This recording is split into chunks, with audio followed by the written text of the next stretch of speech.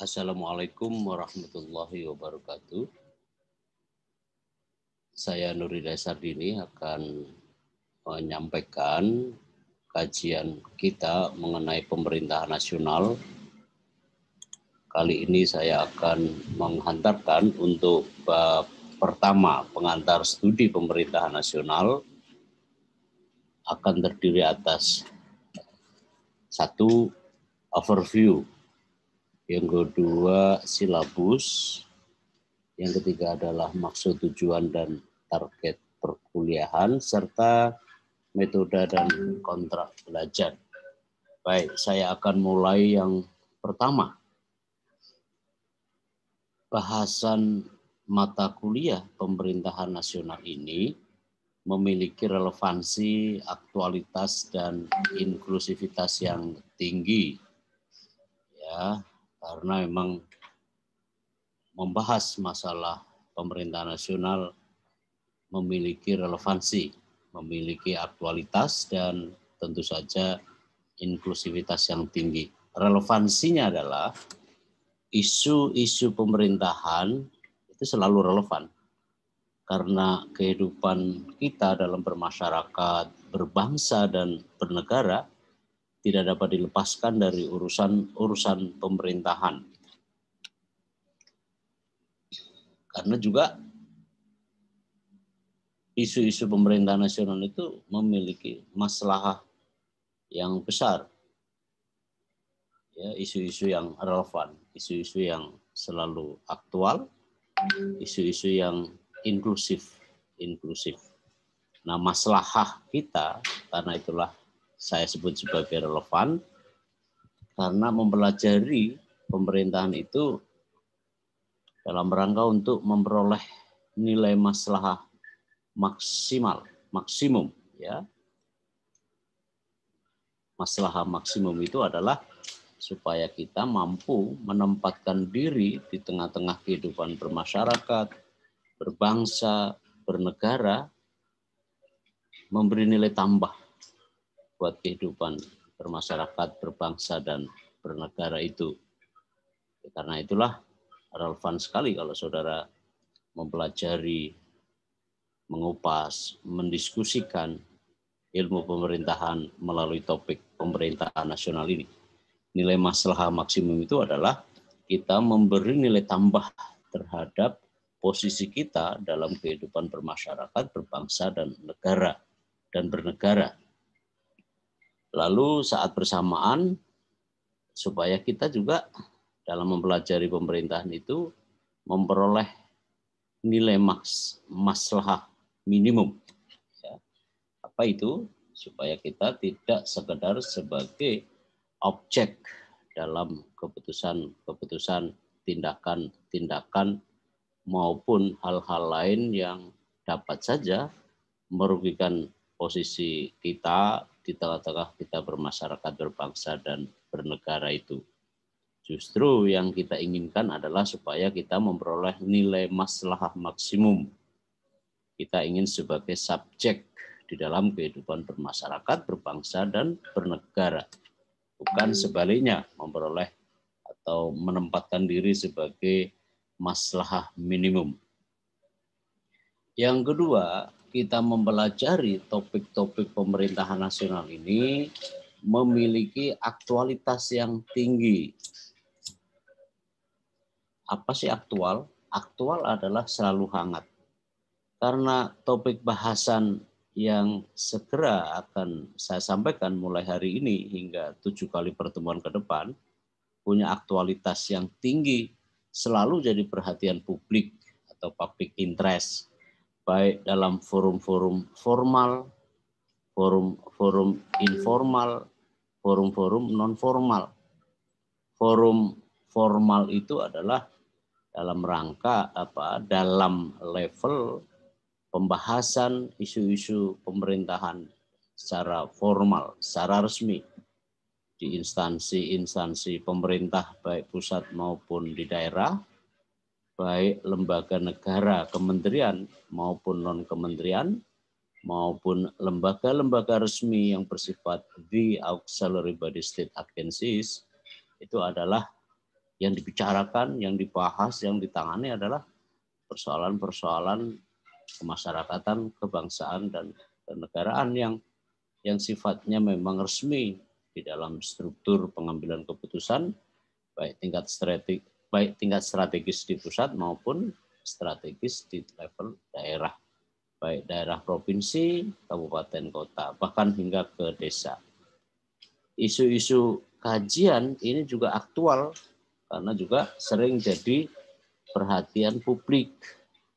Maka di forum-forum ngopi gitu ya, bahasan-bahasan di kampung, di gang-gang, maupun dalam pembicaraan-pembicaraan di kantin, kafe gitu, isu-isu pemerintahan juga selalu jadi bahan yang hangat.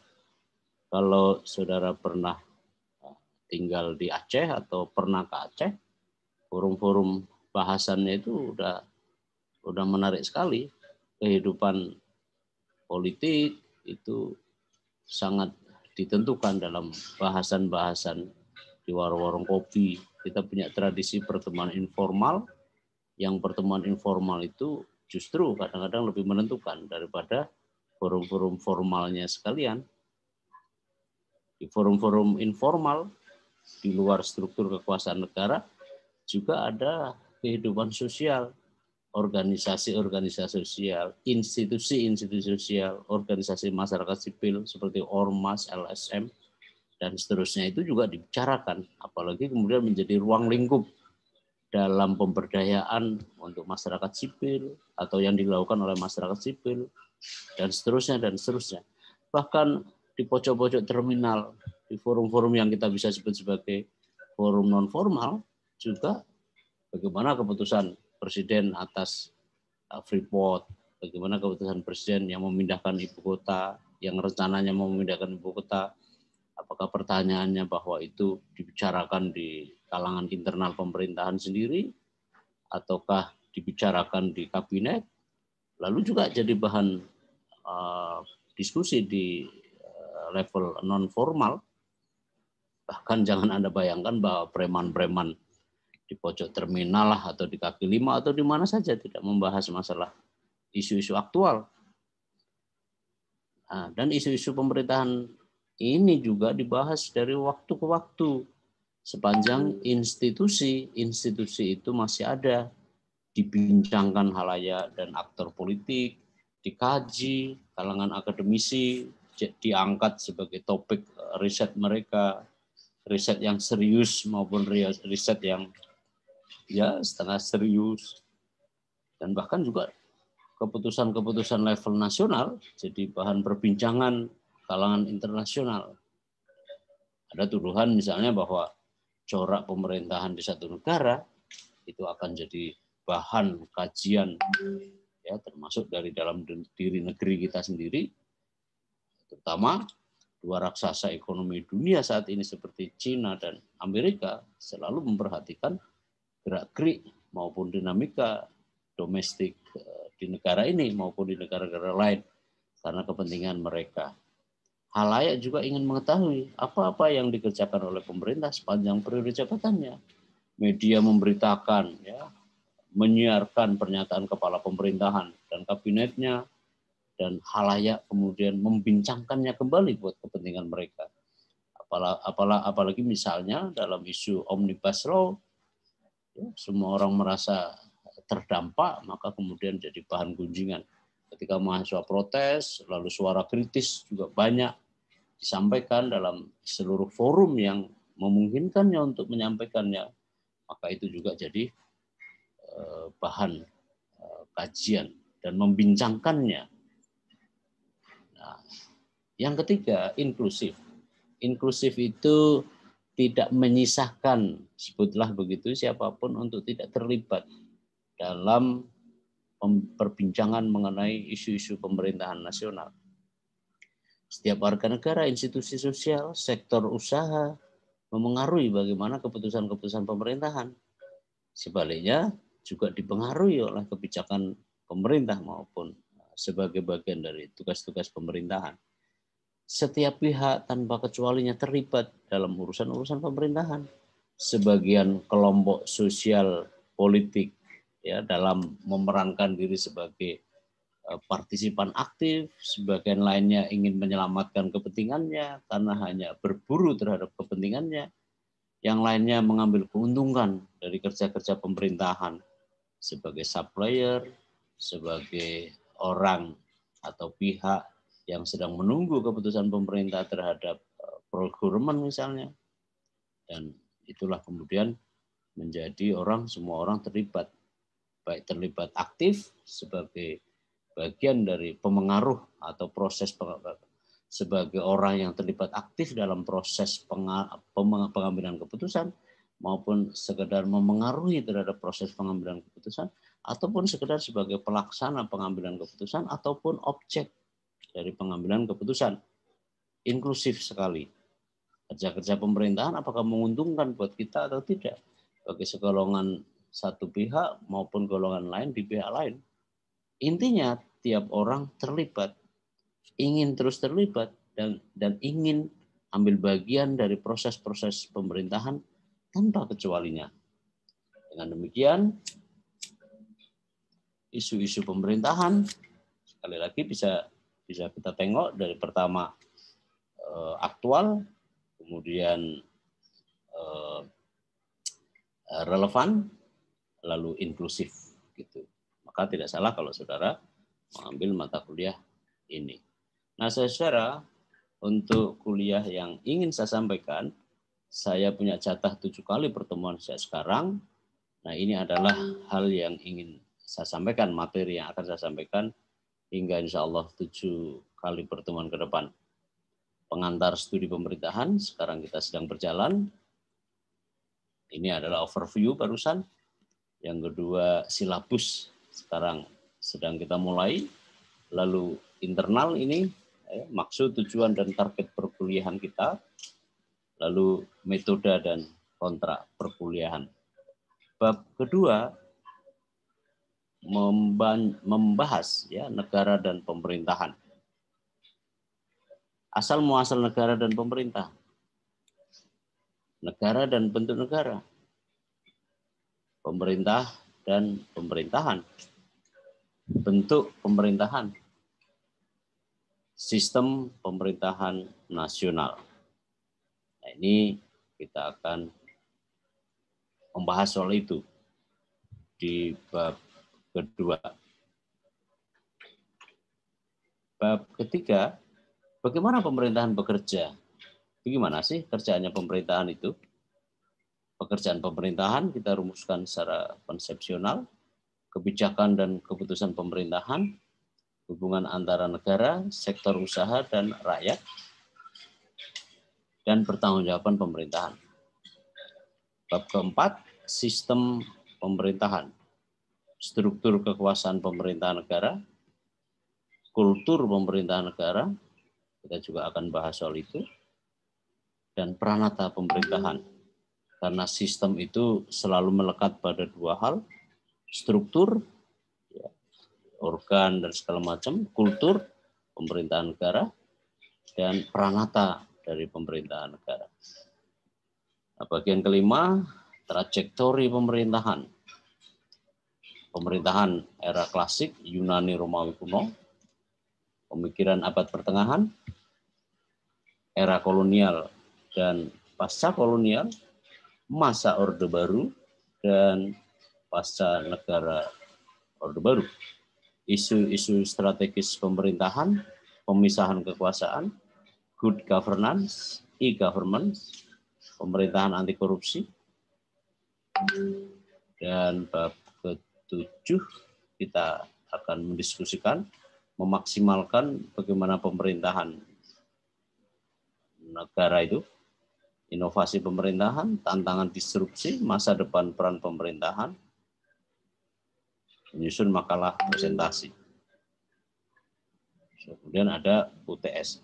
Nah, materi-materi ini tentu berkembang juga, tidak menutup kemungkinan dari improvisasi dalam perjalanan, dalam perkembangannya, karena saudara tahu saya selalu mengupdate terhadap perkembangan-perkembangan, terutama tentu saja ditinjau dari aspek-aspek mengenai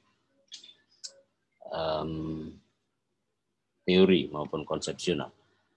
Yang ketiga, bagian ketiga, maksud dan tujuan serta target dari mata kuliah ini, tentu ini saudara baca saja karena materi ini saya sampaikan kepada saudara, tidak perlu saya ulang.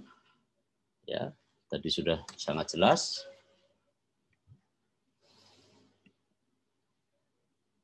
Nah, saya berharap bahwa setelah saudara mengikuti materi kuliah ini, saudara punya kemampuan kognisi dan afeksi yang mendalam terhadap konsep maupun teori yang saudara terima, yang saudara serap, dan dengan begitu akan membekali penyusunan karya ilmiah, tetapi selebih dari itu saudara akan memiliki kemampuan frame of thinking, gitu ya, kemampuan akademis yang itu besar artinya buat saudara dalam menapaki masa depan. Yang kedua tentu kemampuan praksis, kemampuan dalam meningkatkan nilai maksimum dan mencegah nilai minimum, yang besar artinya untuk memodali setiap peserta kuliah saat terjun ke dunia praksis. Saya ingin kutip pendapat filosof Immanuel Kant, filosof Jerman abad pertengahan, abad pencerahan, yang mengatakan bahwa pengalaman tanpa teori adalah buta, tetapi teori tanpa pengalaman hanya akan menjadi permainan intelektual belaka. Saya berharap saudara tidak dalam rangka seperti itu. Nah, metode dan kontrak belajar tatap muka, walaupun tetap menggunakan daring, tanya jawab, seperti semester-semester yang lalu. Biasanya materi kuliah yang saya sampaikan itu dinamis. Mudah-mudahan saudara akan ulang juga dalam kesempatan musim perkuliahan semester ini. Tugas meresum bahan kuliah, buku, dari jurnal, diskusi, seminar, webinar, kemudian menyusun makalah, dan diskusi serta presentasi makalah.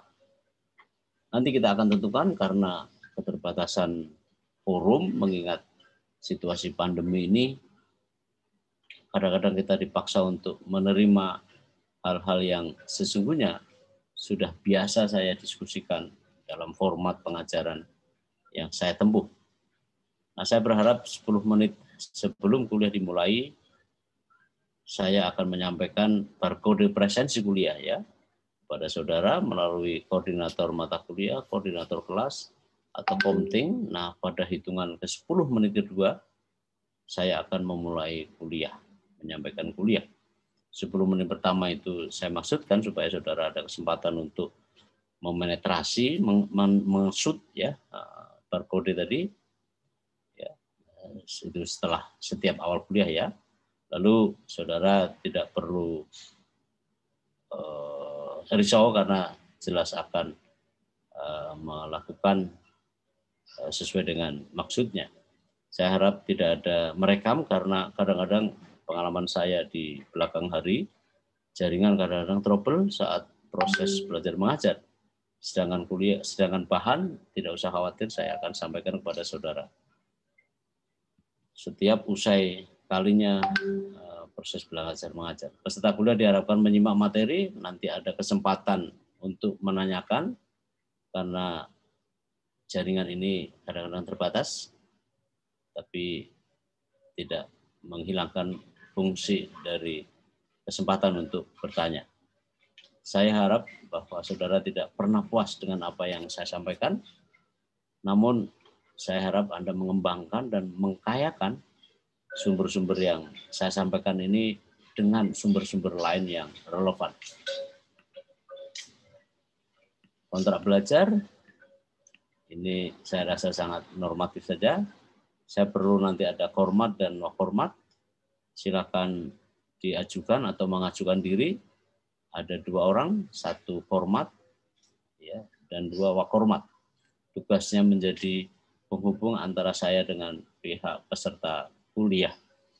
Saya minta supaya memperhatikan keterwakilan perempuan ya dalam melihat, dalam menunjuk, dalam memilih format atau wakormat tadi. Kita harus sadar gender ya, karena itu bagian dari masyarakat beradab. Nah, kalender akademis semester ini Anda bisa lihat di layar monitor. Kita akan mulai di Februari, kemudian April, sembari kita nanti menunggu arahan lebih lanjut dari pimpinan baik Pak Rektor maupun Pak Dekan serta Ketua Departemen maupun Kaprodi. Biasanya ada pergeseran tertentu tapi tidak mendasar karena menyangkut misalnya ada hari libur atau hal-hal tertentu, apalagi di masa pandemi ini selalu banyak perkembangan mengenai format kuliah di kita. Nah, komponen penilaian saya kira Anda bisa lihat sendiri, dan akhirnya saya akhiri kuliah kita kali ini. Jika tidak ada aral melintang, kita akan jumpa pada kesempatan berikutnya. Terima kasih. Assalamualaikum warahmatullahi wabarakatuh.